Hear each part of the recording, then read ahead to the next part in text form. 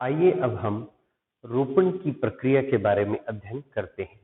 रोपण अर्थात इम्प्लांटेशन।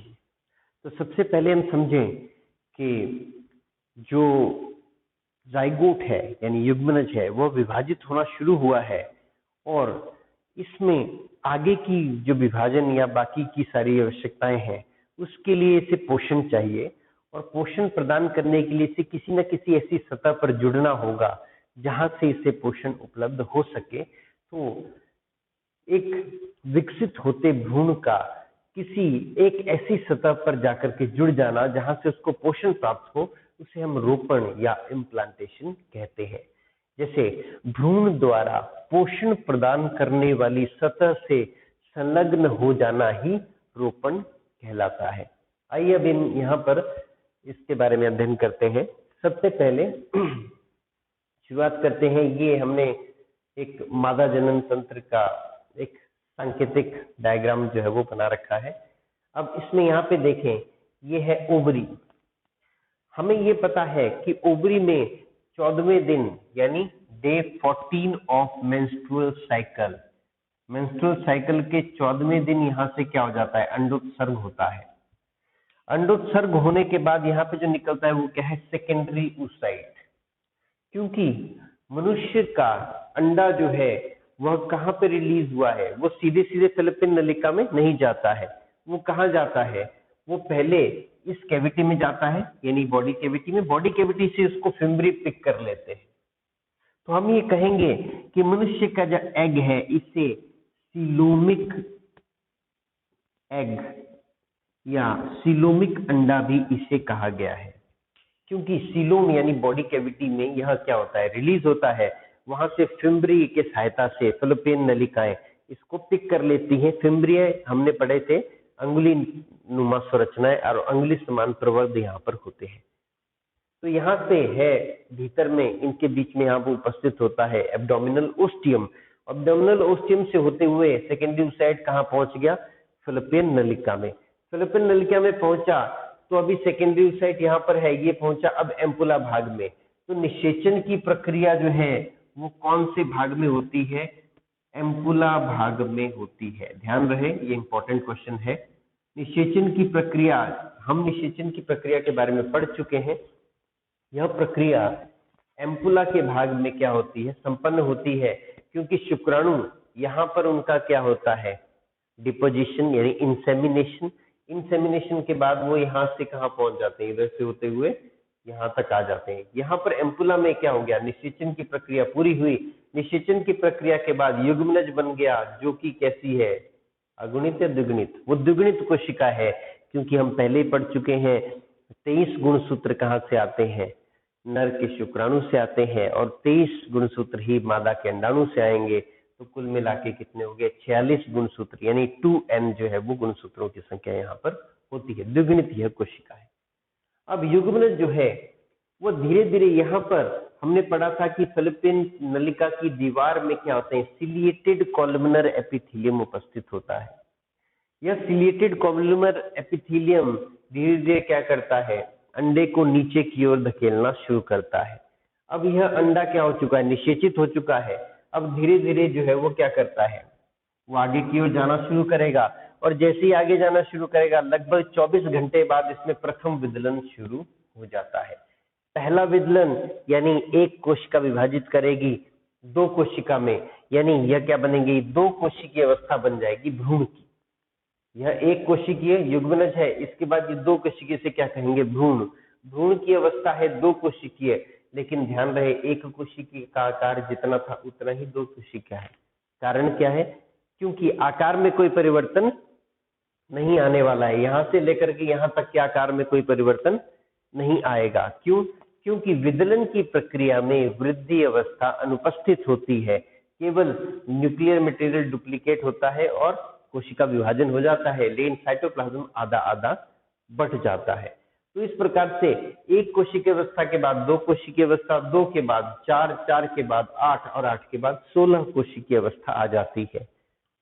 8 से लेकर के 16 कोशिकीय अवस्था को क्या कहा जाता है, मोरुला यानी तूतक, जिसके बारे में हम पहले अध्ययन कर चुके हैं।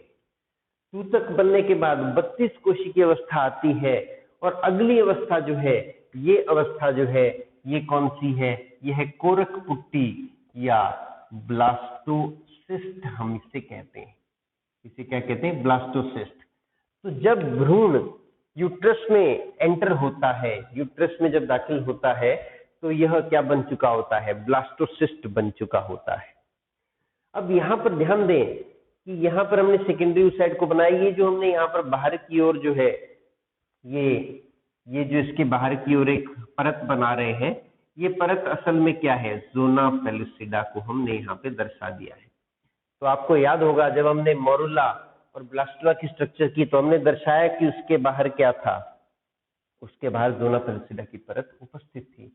तो ये ज़ोना पेलुसिडा की परत जो है वो सेकेंडरी oocyte के बाहर थी, आगे भी जाएगी, जाइगोट के बाहर भी होगी, और यहाँ भी है, यहाँ भी है, यहाँ भी है। लेकिन जैसे जैसे भ्रूण का परिवर्धन आगे होता जा रहा है, यह ज़ोना पेलुसिडा की परत पतली होती जा रही है। अब ज़ोना पेलुसिडा का बहुत इंपॉर्टेंट रोल है यहाँ पे। ज़ोना पेलुसिडा जो है उसके अंदर ये क्या है? पूरा भ्रूण जो है वो परिवर्धित हो रहा है।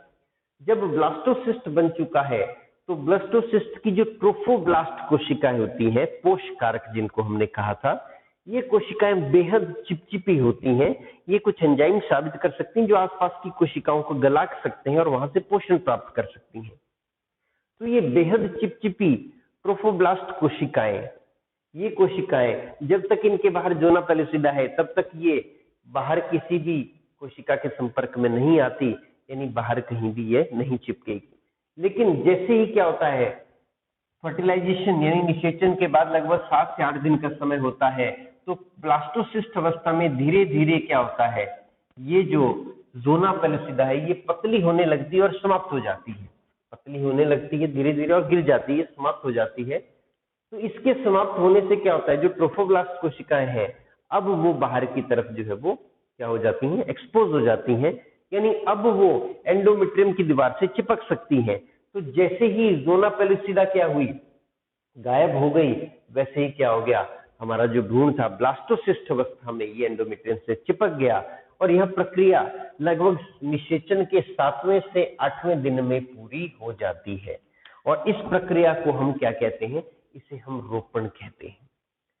अब ध्यान दें कि 7वें से 8वें दिन के अंदर अंदर ये प्रक्रिया हो गई, तो क्या होगा, जहां पर ये ट्रोफोब्लास्ट कोशिकाएं यहाँ पर एंडोमेट्रियम के साथ चिपकी है, वहां से एक हार्मोन स्रावित करती हैं जिसे कहते हैं HCG, यानी human chorionic gonadotrophin. Human chorionic gonadotrophin, ये ह्यूमन कोरियोनिक गोनेडोट्रोफिन कहाँ पर एक्ट करता है? कॉर्पस लुटियम के ऊपर। और कॉर्पस लुटियम जिसकी सामान्यता अवधि कितनी थी? 23 दिन तक, यानी केवल 9 दिन की अवधि थी, जिस 9 दिन तक जीवित रहती है। तो 9 दिन से पहले पहले इसको HCG मिल गया, क्योंकि हमने कहा था रोपण कब हो गया? 7वें से 8वें दिन हो गया लगभग निषेचन लगभग उसी दिन के आसपास हो जाता है, ये मान के चले।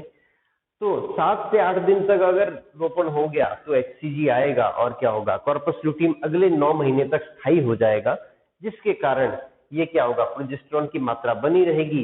तो कॉर्पस लुटियम से क्या निकलेगा? प्रोजेस्टेरॉन।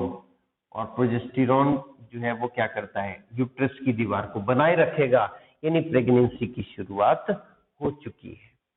लेकिन यदि क्या हो, यदि 7वें से 8वें दिन के भीतर भीतर क्या हो, यह इम्प्लांटेशन ना हो पाए, थोड़ी देर हो जाए, मान ले 2 दिन का डिले हो गया,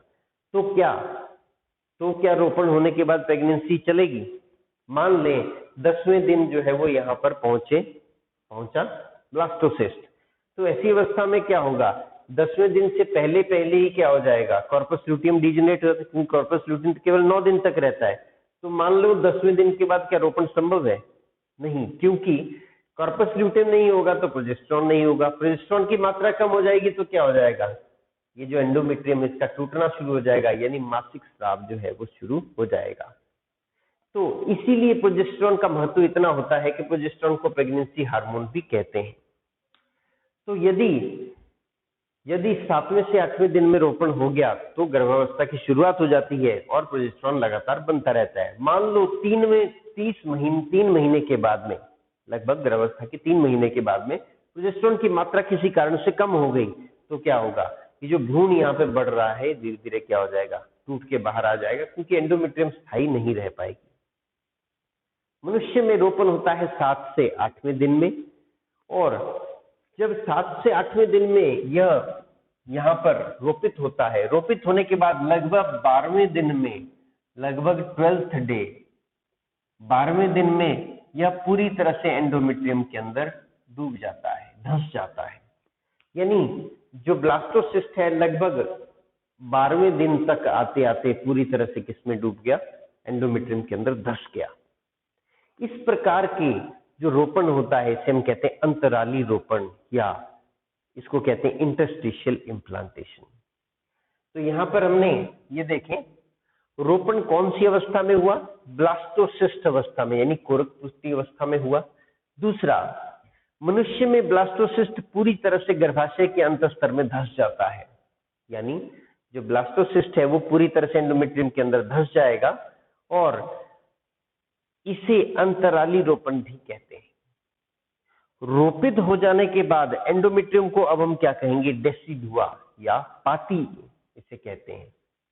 तो डेसिडुआ का अर्थ क्या होता है, जो बाद में गिर जाता है, जैसे पत्ते को कहते हैं डेसिडुअस, डेसिडुआ मतलब जिनके पत्ते गिर जाते हैं, तो वैसी डेसिडुआ इसे कहा जाएगा, क्योंकि गर्भावस्था के अंत में इसको टूट जाना है।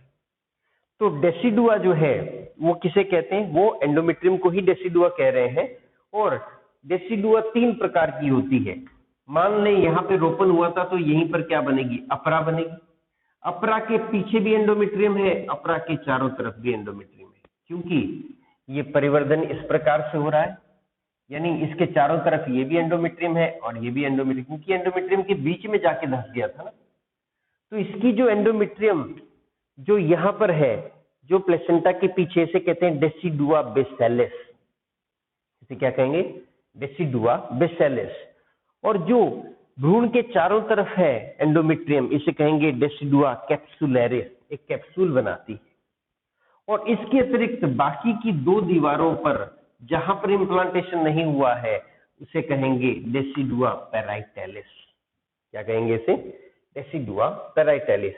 तो अधिकतर केसेस में इम्प्लांटेशन फंडस वाली दीवार पर ही होता है, लेकिन ऐसा जरूरी नहीं है, वह इस दीवार पे भी हो सकता है और इस पे भी हो सकता है। अगर इस पे हुआ तो इसके बेस पे क्या कहेंगे, तब इसे क्या कहेंगे, बेसिलस। इसके चारों तरफ क्या होगा, कैप्सुलरिस। और इसको तब क्या कहेंगे, तब इसे पैराइटैलिस यानी डेसिडुआ पैराइटैलिस इसको हम कहेंगे। तो इस भाग में हमने रोपण की प्रक्रिया के बारे में अध्ययन किया है। रोपण यानी भ्रूण द्वारा पोषण प्रदान करने वाली सतह से संलग्न हो जाना ही रोपण कहलाता है।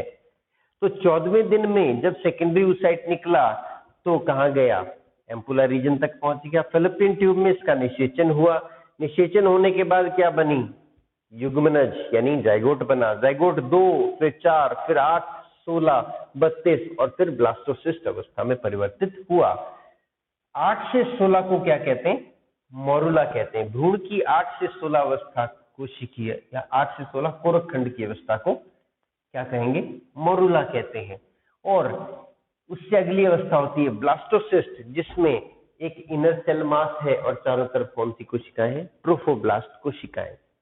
यही ट्रोफोब्लास्ट कोशिकाएं रोपण में बहुत महत्वपूर्ण रोल अदा करती है। साथ में जोना पेलिसिडा बहुत ही महत्वपूर्ण है, क्योंकि जोना पेलिसिडा जब तक रहेगी तब तक क्या करेगी, तब तक इम्प्लांटेशन नहीं होगा। जैसे ही जोना पेलिसिडा हट जाएगी तो इम्प्लांटेशन हो जाएगा। तो हम ये कह सकते हैं कि जोना पेलिसिडा का सिग्निफिकेंस, इसका महत्व क्या है।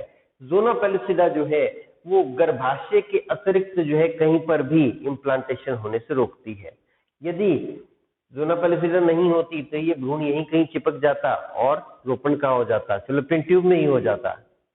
यदि यूट्रस के अतिरिक्त कहीं पर भी क्या हो जाए, यदि रोपण हो जाए किसी एबनॉर्मल अवस्था में, यदि यूट्रस के अतिरिक्त कहीं भी रोपण हो जाता है फैलोपियन ट्यूब में या कहीं और भी, तो उसे हम एक्टोपिक प्रेगनेंसी कहते हैं।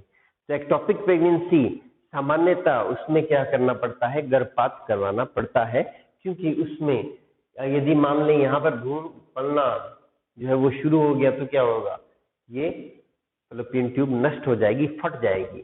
तो ऐसी स्थिति में जो है गर्भपात करवाना पड़ता है। तो एक्टोपिक प्रेगनेंसी जो है वह सामान्य नहीं होती है और इसमें माता की जान को खतरा हो सकता है।